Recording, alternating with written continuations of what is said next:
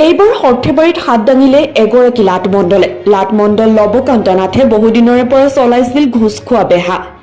ৰাইজৰ মতে লাটমণ্ডলৰ লগত আছে বহু ডাঙৰ বিষয়াৰ হাত। সৰ্থেবাৰী ৰাজচক্ৰৰ কাৰ্যালয়ত এণ্টি কৰাপশ্যনে চলাইছিল অভিযান। 20 বছৰ পূৰ্বে ক্ৰয় কৰা মাটি নামজাৰিৰ বাবে বিচাৰিছিল 1 লাখ টকা। আজি ইয়াৰে 5,000 টকা লোৱাৰ সময়তে হাতে লোটে ধৰে। লাটমণ্ডল গৰাকীৰ নাম লৱকান্ত নাথ। সৰুক্ষেত্ৰী মৌজাৰ 3 নং লাটৰ মণ্ডল লৱকান্ত নাথ। সৰ্থেবাৰীৰ পৰা জাকিৰ জামানৰ ৰিপৰ্ট, নিউজ 24 NE। সৰ্থেবাৰী ৰাজচক্ৰ বিষয়াৰ কাৰ্যালয়ত নৱনাথ নামৰ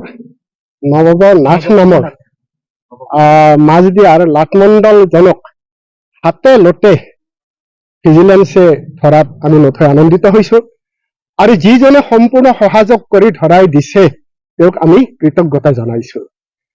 আমি অতীতৰ পৰা জানো যে বৰপেটা জিলাৰ ভিতৰত যদি আটাইতকৈ লেতেৰা মানে দুৰ্নীতিত লেতেৰা অফিচ আছে তেনেহলে সৰ্থেবাৰী ৰাজচক্ৰ বিষয়াৰ কাৰ্যালয়ৰ মণ্ডলসকল আৰু ইয়াৰ লগত জড়িত আছে অপৰালা অফিচাৰ। আমি বহুদিন আগৰ পৰাই লক্ষ্য কৰি আহিছিলো আৰু সেই লক্ষ্য মৰ্মে আমিও বানপানীৰ সময়ত 2জন মণ্ডলক হাতে লতে ধৰাই দিছিলো আৰু ধৰাই দিয়া নহয়, তেওঁলোকক একেলগে পুলিচে সেইদিনাখন জেললৈ পঠিয়াই দিছিল। কিন্তু দুখৰ বিষয় ক'ত কেনেকৈ মেনেজ হৈ আহি তেওঁলোকে 15 দিনৰ ভিতৰতে তেওঁলোকে জেলৰ পৰা খালাচ পাবলৈ সমৰ্থ হল। অত্যন্ত দুখৰ বিষয়। ইয়াত নিশ্চয় অপৰালা কোনোবা জড়িত আছে।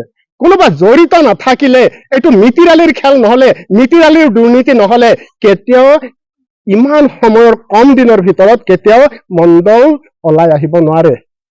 গতিকে আমি ৰাইজৰ দলৰ ফালৰ পৰা বিচাৰো, আজিও আমি কলো যে এই সাংবাদিক বন্ধুসকল লগ হৈছে, লগত আমাৰ ৰাইজৰ দল বা মানৱ অধিকাৰ তেওঁলোকো আহিছে, খুব ভাল কথা।